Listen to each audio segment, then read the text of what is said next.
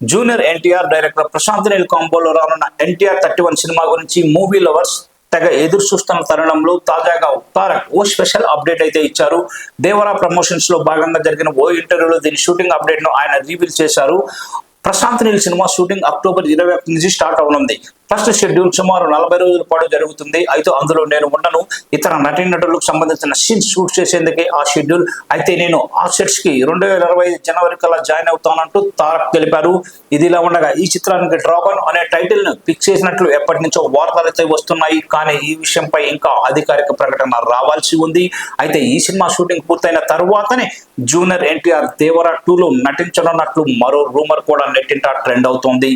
Mass director star హీరోతో భారీ అంచనాల మధ్య తెరకెక్కనున్న ఈ సినిమాలో ఖచ్చితంగా అంత క్రేజ్ ఉన్న హీరోయిన్ ఎంచుకోవాలని మేకర్స్ భావిస్తున్నట్లుగా తెలుస్తుంది. ఈ క్రమంలో చిత్ర యూనిట్ నేషనల్ క్రష్ రష్మిక మందన్నతో సంప్రదింపులు జరిపినట్లు ఇండస్ట్రీ వర్గాల నుంచి టాక్ వినిపిస్తుంది. ఈ కథకు రష్మిక సరిగ్గా సరిపోతుందని సినిమా యూనిట్ అనుకున్నట్లు తెలుస్తోంది. ఇందులో భాగంగా తాజాగా ఈ బ్యూటీకి కథ వినిపించినట్లు సమాచారం. ఒకవేళ ఇది నిజమైతే రష్మిక ఎన్టీఆర్ కాంబోలో రానున్న తొలి సినిమా ఇదే అవుతుంది.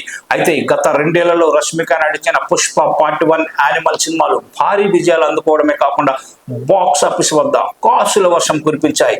దీంతో ఇండియా వైడ్ గా మూవీ లవర్స్ కు రష్మిక పరిచయం అయింది. మరోవైపు ఈమె నటనకు బ్యూటీ తోడవడం వల్ల ఈ సినిమాలో ఆఫర్ కొట్టేసిందని అంటున్నారు.